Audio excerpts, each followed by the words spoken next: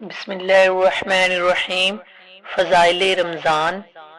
حدیث مبارک ہے، حضرت سلیمان رضی اللہ تعالی عنہ کہتے ہیں کہ نبی کریم صلی اللہ علیہ وسلم نے شعبان کی آخر تاریخ میں ہم لوگوں کو واعظ فرمایا کہ تمہارے اوپر ایک مہینہ آ رہا ہے جو بہت بڑا مہینہ ہے، بہت مبارک مہینہ ہے۔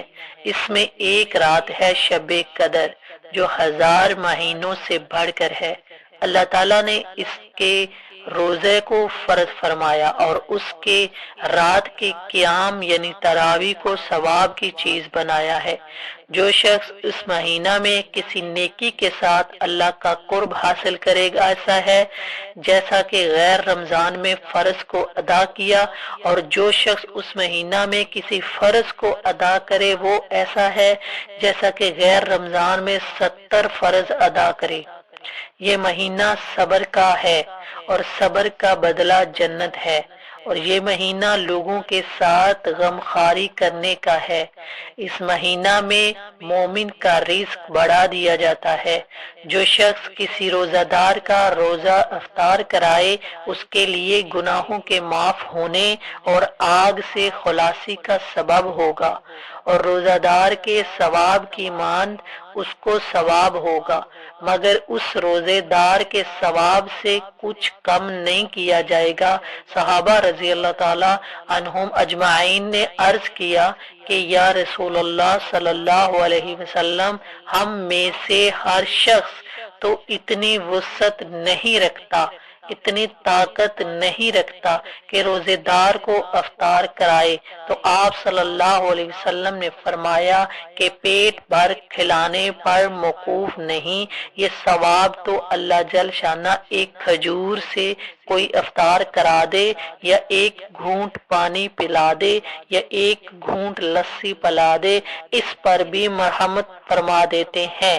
یہ ایسا مہینہ ہے کہ اس کا اول حصہ اللہ تعالیٰ کی رحمت ہے، اور درمیانی حصہ مغفرت ہے، اور آخری حصہ آگ سے آزادی ہے۔ جو شخص اس مہینہ میں حلقہ کر دے اپنے غلام کے بوجھ کو، حق تعالی شانہ اس کی مغفرت فرماتے ہیں اور آگ سے آزادی فرماتے ہیں۔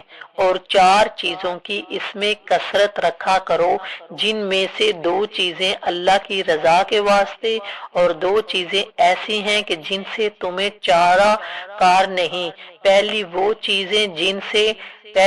چیزیں جن سے تم اپنے رب کو راضی کرو، وہ کلمہ طیبہ اور استغفار کی کثرت ہے، اور دوسری 2 چیزیں یہ ہیں کہ جنت کی طلب کرو اور آگ سے پناہ مانگو۔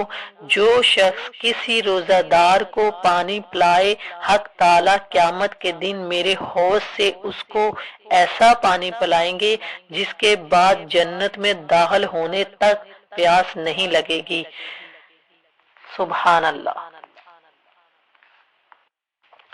ایک اور حدیث میں رمضان کے فضائل کے بارے میں حضرت ابو ہریرہ رضی اللہ تعالی عنہ نے حضور اکرم صلی اللہ علیہ وسلم سے نقل کیا کہ میری امت کو رمضان شریف کے بارے میں 5 چیزیں مخصوص طور پر دی گئی ہیں جو پہلی امتوں کو نہیں ملی۔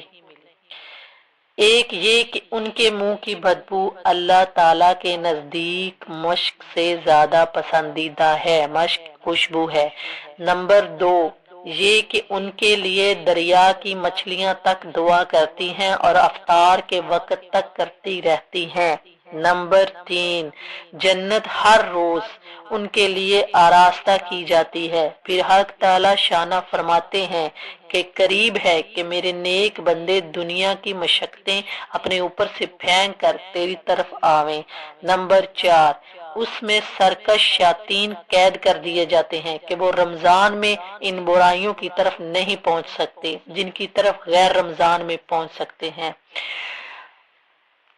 نمبر 5 رمضان کی آخری رات میں روزے داروں کے لیے مغفرت کی جاتی ہے۔ صحابہ رضی اللہ تعالی عنہم اجمعین نے عرض کیا کہ یہ شب مغفرت شب قدر ہے۔ فرمایا نہیں، بلکہ دستور یہ ہے کہ مزدور کو کام ختم ہونے کے وقت مزدوری دے دی جاتی ہے۔ نبی کریم صلی اللہ علیہ وسلم اس حدیث پاک میں 5 خصوصیت ارشاد فرمائی ہیں جو اس امت کے لیے حق تعالی شانہ کی طرف مخصوص انعام ہوئی ہیں۔ وہ پہلی امت کے روزے داروں کو مرحمت نہیں ہوئی۔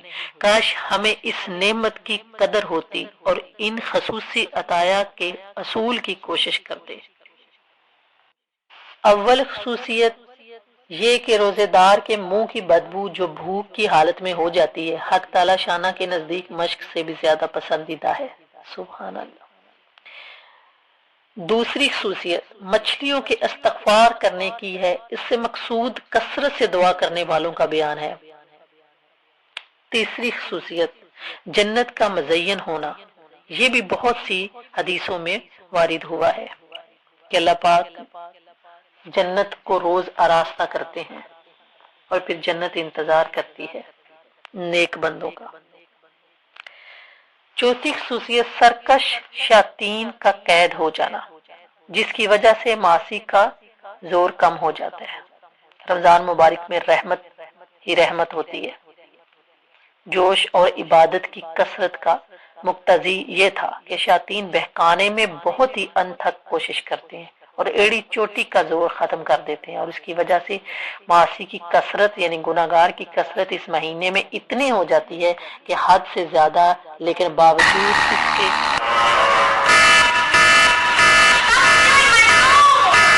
Now protect your phone with an anti-theft app. You choose your own alarm and it will safeguard your phone against thieves. So tap the link to keep your phone safe.